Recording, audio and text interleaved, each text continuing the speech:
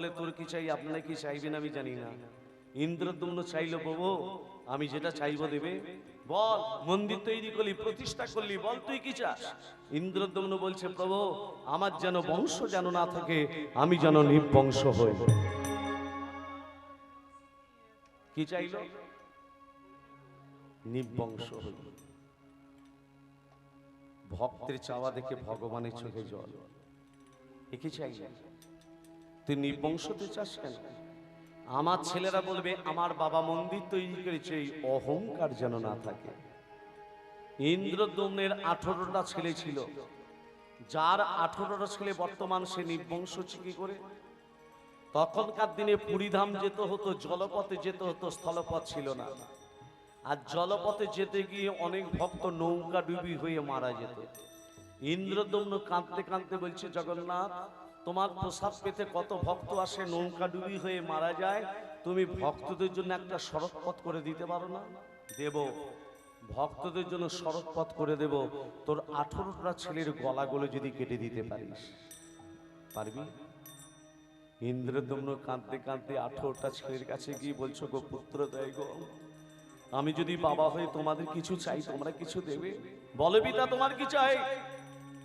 তোমাদের 18টা ছেলের গলাগুলো যদি কেটে দিই আমি বাবা হয়ে, তোমাদের গলাগুলো কেটে দিলে স্বয়ং জগন্নাথ ভক্তদের জন্য সড়কপথ করে দেবে। 18টা ছেলে একই সুরে বলে উঠল, বাবা এর থেকে বড় পাওয়া কিছু হতে পারে না। আমাদের তুমি গলা কাটলে যদি ভক্তদের সড়কপথ হয়ে যায়, এর থেকে বড় পাওয়া কিছু নাই। ইন্দ্রদ্যুম্ন 18টা ছেলেকে দাঁড় কাটিয়ে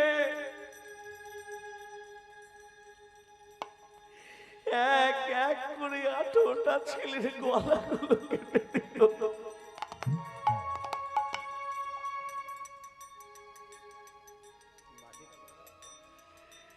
18টা ছেলের গলাগুলো কেটে দিয়ে বলছে, জগন্নাথ জীবনে আমি তোমার কাছে কোনোদিন কিছু চাইনি, আজকে একটা জিনিস চাইব। আমার 18টা ছেলে কেমন পড়ে আছে দেখো। যত ভক্ত তোমাকে দর্শন করতে আসবে আগামী দিনে, যত ভক্ত তোমার প্রসাদ পেতে আসবে, তত ভক্তের চরণ ধুলি যেন আমার 18টা ছেলের মাথাতে পড়ে। জগন্নাথ কথা দিলাম, যত ভক্ত আমাকে দর্শন করতে আসবে, যত ভক্ত আমার প্রসাদ পেতে আসবে, তত ভক্তের চরণ ধুলি তোর 18টা ছেলের মাথাতেই পড়বে। হে ভক্ত মন্ডলী, মা বাবা সেই জায়গাটার নাম হয়ে গেল 18 নালা। আর কি চাস? তোমার পুজো করবে কে? তোমার সেবা দেবে কে? তোমার ভোগ রন্ধন করবে কে? বিদ্যাপতির প্রথম স্ত্রী মাধবীর গর্ভে যে সন্তানরা হবে, আজীবন তারা পুজো করার অধিকারী হবে। বিদ্যাপতির দ্বিতীয় স্ত্রী ললিতার গর্ভে যে সন্তানরা হবে, আজীবন ভোগ রন্ধন করে যাবে। যে জায়গাটা ভোগ রন্ধন হবে, ভান্ডার উপরে ভাণ্ড, তার উপরে ভাণ্ড চাপানো থাকবে, তলায় আগুন জ্বলবে, ভোগ রন্ধন হয়ে যাবে। আর কি চাস? আমার স্ত্রীকে একটা আখ্যা দেবে না? তো স্ত্রী তো হরিবৈমুখী ছিল, অর্ধেকটা হরিবৈমুখী ছিল, অর্ধেকটা তো তোমার চরণে মতি হলো। তো স্ত্রীকে আমি অর্ধরূপী নিলাম, তো স্ত্রীকে আমি মাসির আখ্যা দিলাম। প্রত্যেক বছর রথযাত্রা তো স্ত্রীর কাছে যাব, 7 দিন থাকবো, পেট পুড়ে খাবো, আবার চলে আসবো। জগন্নাথের মাসি হলো রাজা ইন্দ্রদ্যুম্নের স্ত্রী রানী গুন্ডিচা। একটা আপনাদের মন্ত্র শিখিয়ে দিয়ে যাচ্ছি, এই মন্ত্রটা প্রতিদিন উচ্চারণ করবেন, তাহলে দেখবেন আপনার শরীরে মারাত্মক রোগ কোনোদিন প্রবেশ করবে না। সকালবেলা হাত জোর করে বলবেন, নম কৃষ্ণায় বাসুদেবায় হরয়ে পরমাত্মনে প্রণত ক্লেশনাশায় গোবিন্দায় নম নম। এই মন্ত্রটা উচ্চারণ করলে শরীরে মারাত্মক রোগ কোনোদিন প্রবেশ করবে না। 18টা ছেলেকে কিছু বলবে না। তোমার মন্দিরের চূড়ায় প্রতিদিন একটা করে পতাকা দেয়া থাকবে, আর প্রতিদিন পাল্টানো হবে। 18টা ছেলে 18 দিন ধরে পতাকা দেওয়া হবে। 18 দিন ধরে যে রঙের আমার ছেলেরা পরে আছে কাপড় বস্ত্র, সম রঙের কাপড় মন্দিরে চূড়ায় দেওয়া হবে। 18 দিন ধরে দেওয়ার পর 19 দিনের দিন আবার সেই প্রথম দিনেরটা আবার চড়ানো হবে। যত ভক্ত তোমাকে দর্শন করতে আসবে, কথা দাও জগন্নাথ, সমস্ত ভক্তের তুমি মনোবাসনা পূর্ণ করবে। কথা দিলাম, দূর দূরান্ত থেকে যত ভক্ত আমার কাছে আসবে, আমাকে দর্শন করবে, আমার প্রসাদ পাবে, এই মন্দিরে চূড়াকে দর্শন করবে, সমস্ত ভক্তের কামনা বাসনা আমি পূর্ণ করব। ভক্তমণ্ডলী, ভক্তিমতী মা, তাই ইন্দ্রদমন বলল, প্রভু আর আমি এখানে থাকবো না। কোথায় যাবি? আমি যাব, তুমি স্বয়ং কৃষ্ণ, তুমি জগন্নাথ হয়েছ, এবার আমি যাব বৃন্দাবন। চল রে আমার মধুর বৃন্দাবন, যমুনার ধারে ধারে কামালেরি বন। চল রে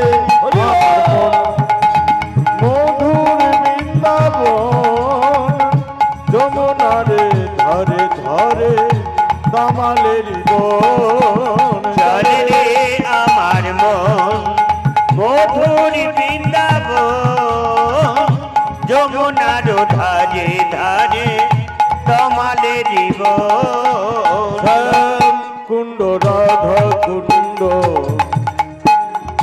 গিরি গোবর্ধন, দেশি ঘাট বংশীবট নিকুঞ্জ কানন। শ্যাম কুণ্ড রাধা কুণ্ড গিরি গোবর্ধন, দেশি ঘাট বংশীবর নিকুঞ্জ কানন। চল রে আমার মন মধুর বৃন্দাবন, যমুনার ধারে ধারে কামালেরি বন। চল রে আমার মন মধুর বৃন্দাবন, যমুনার ধারে ধারে কামালেরি বন।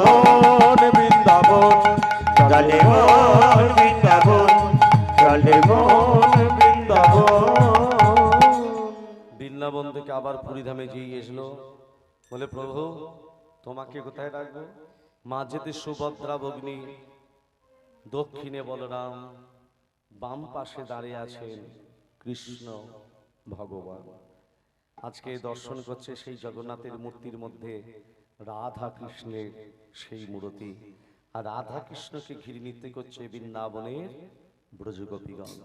আর সেই ভাব দর্শন করে রাজা ইন্দ্রদম্ন রানী গুন্ডিচা বলে উঠল, চাঁদ চাঁদ চাঁদ বদনী, চাঁদ চাঁদ চাঁদ বদনে, চাঁদ চাঁদ চাঁদ চাঁদ বদনী, চাঁদ চাঁদ চাঁদ চাঁদ বদনে, চাঁদের বামে দাঁড়ালো, চাঁদ চাঁদ চাঁদ চাঁদ বদনে, চাঁদের বামে দাঁড়ালো। চাঁদ চাঁদ চাঁদ চাঁদ বদনে, চাঁদের বামে দাঁড়ালো। কমল খেতে যেমন, কমলবি খেতে যেমন, কমলবি খেতে যেমন কনকলতা বেরিল। কমলবি খেতে যেমন কনকলতা বেরিল। চাঁদ চাঁদ চাঁদ চাঁদ বদনে, চাঁদের বামে দাঁড়ালো।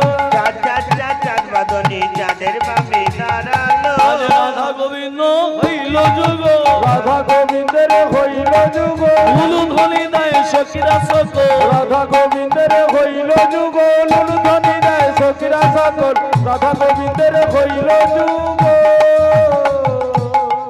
মা রাধা গোবিন্দকে যুগলে রেখেছে, এবার উঠতে হবে।